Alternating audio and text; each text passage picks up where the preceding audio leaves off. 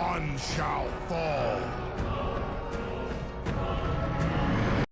The best Transformer game of all time that really scratched the itch of all Transformer fans. Not many games in this franchise have done well enough to succeed, which is why we are elated to bring you an overview of this underrated masterpiece in the Transformers series, which is Transformers War for Cybertron.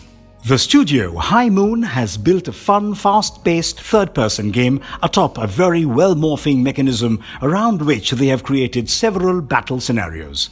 The final outcome is a shooter with its own distinct character, leveraging its rights to create something that is incredibly cool for both aficionados and newbies. Before we go into our explanation, we have a very small request. If you like our content, please support us by subscribing to our channel. This is a small click for you, but for us, it means a lot. Thank you. Let's begin. Our tragic war has ravaged Cybertron. It is a necessary war. A transformational experience. Transformers War for Cybertron 2010 is taking place millennia well before the classic animated series known as G1. Transformers War for Cybertron depicts the concluding days of the Autobot and Decepticon civil conflict on the grounds of their home planet, Cybertron. War for Cybertron, which was officially approved as official by Hasbro, fills in several holes in the viewer's knowledge of Transformers chronology, addressing matters like Starscream's expulsion from the Autobots, Optimus Prime's inheritance, and much more. The narration in High Moon is usually excellent, and it begins to feel right at home in the Transformers universe.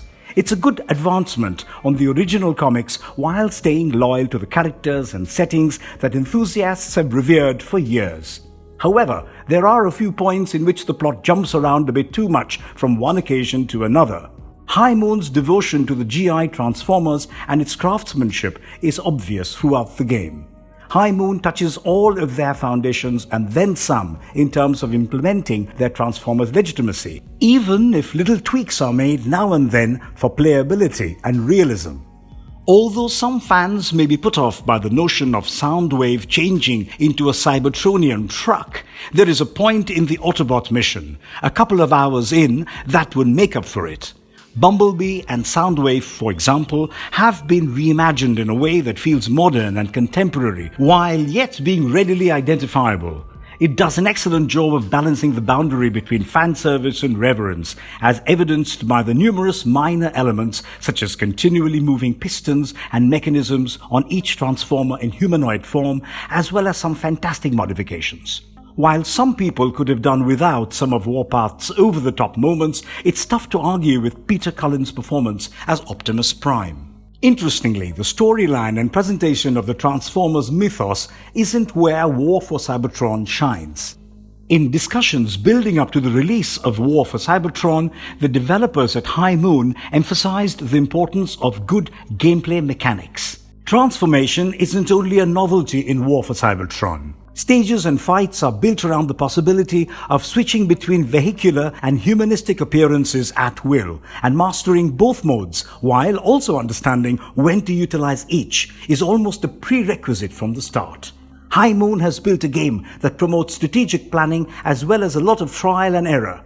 Battle in Transformers War for Cybertron is more rewarding than any third-person shooter in recent times. From double jumping into a burst, attacking an aircraft in midair, using a removable cannon on one gang of adversaries, then rapidly turning around as a tank to take out others, to converting to an aircraft to use ambushing tactics on an enemy target. It provides innumerable exciting possibilities that will surely get your adrenaline pumping.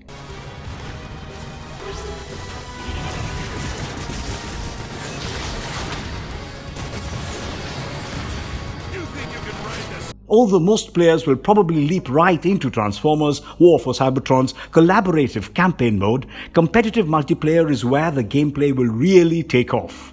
The transforming system in War for Cybertron is used to produce something which feels surprisingly new. Fast Forward Online features and the same battle situations that makes the single-player campaign so enjoyable, with scientist-class jets screeching above and troops, scouts and leaders squabbling on land. While games are limited to 10 players, this effectively avoids the overly chaotic feel that comes with games that allow considerably more fighters simultaneously. Conquest Mode is a particular fan favorite, as the balance of power between both the Autobot and Decepticon factions can shift at any time, keeping fights fascinating. All in all, High Moon has done an excellent job of stating all the correct stuff about War for Cybertron in the run-up to its release, in contrast to several other licensed games that have promised a wonderful game before finally delivering a stinker. Fortunately, War for Cybertron has a fantastic single-player story with complete co-op compatibility, a horde-like escalation mode, and a shockingly extensive and imaginative multiplayer online element. The thrill of interacting with metal and plastic toys that transform into fantastic stuff, both alone and with friends, has been condensed into something really remarkable in Transformers War for Cybertron. This is a surprising dark horse, an underdog candidate for the ideal way to spend your summer online. Check out our other videos and drop a like and share if you enjoyed this one. See you in the next one.